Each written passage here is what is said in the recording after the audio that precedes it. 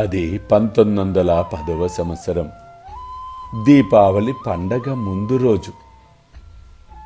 అకస్మాత్తుగా నేను భగభగ మండుతున్న దునిలో చేయి పెట్టి నా చేతిని కాల్చుకొన్నాను. అది తెలియని భక్తులు, అర్థము కాని భక్తులు ఆందోళనతో, బాధతో, బాబా ఎందుకు ఇలా చేశావు అని పరితపించారు. కానీ వాస్తవము వారు గ్రహించి ఆశ్చర్యానికి గురయ్యారు. అక్కడికి చాలా దూరంలో ఒక కమ్మరి స్త్రీ తన బిడ్డను ఒడిలో ఉంచుకొని కొలిమిని ఉదుతోంది. అంతలో ఆమె భర్త పిలిచింది. తన ఒడిలో బిడ్డ ఉన్న సంగతి మరచి ఆమె తొందరగా లేచింది. బిడ్డ మండుచున్న కొలిమిలో పడ్డాడు. వెంటనే నా చేతిని కొలిమిలోనికి దూర్చి ఆ బిడ్డను కాపాడాను. నా చేయి కాలితే కాలింది గాని నాకదంత బాధ కాదు. కానీ బిడ్డ రక్షింపబడింది. ఆ విషయము నాకు ఆనందము కలుగజేయుచున్నది.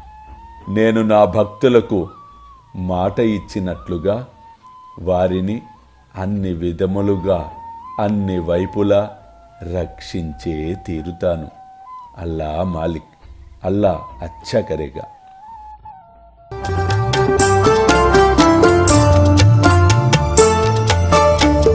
సిరిడిలో వెలసిన సద్గురు సాయిరా, హాయిగా నిదురించు సాయిరామా, సాయి శ్యామా.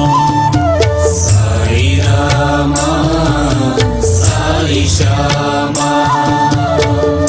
కనులా నిండా నీవేలే, మనసు నిండా నీవేలే. సిరిడిలో వెలసిన సద్గురు సాయిరా, హాయిగా నిదురించు సాయిరామా, సాయి శ్యామా. సాయిరామా, సాయి శ్యామా.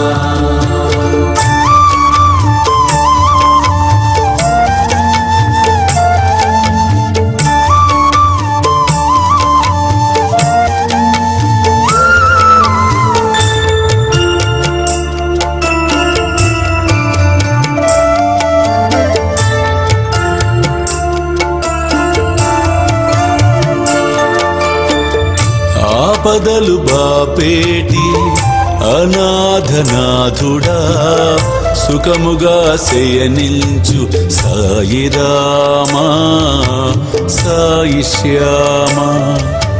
సాయిరామా, సాయి శ్యామా. సాయిరామా, సాయి శ్యామా.